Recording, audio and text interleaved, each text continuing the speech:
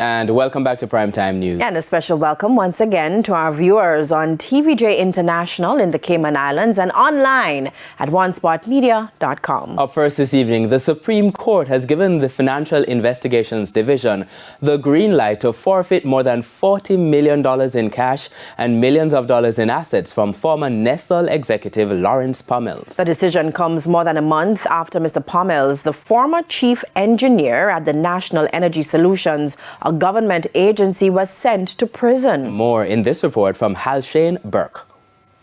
Mr. Pommels was in May sentenced to 9 months imprisonment after he pleaded guilty to 2 counts of corruption and 6 counts of possession of criminal property before the St. Catherine Parish Court. He was charged in 2018 after the cops raided his St. Catherine home and seized more than $40 million in cash as part of a corruption investigation. $20 million was found hidden in a crib. 3 high-end vehicles were also seized in the investigations.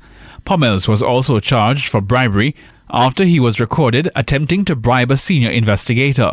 2 other men have been charged in the case. Today, the FID announced that it secured a forfeiture order from the Supreme Court.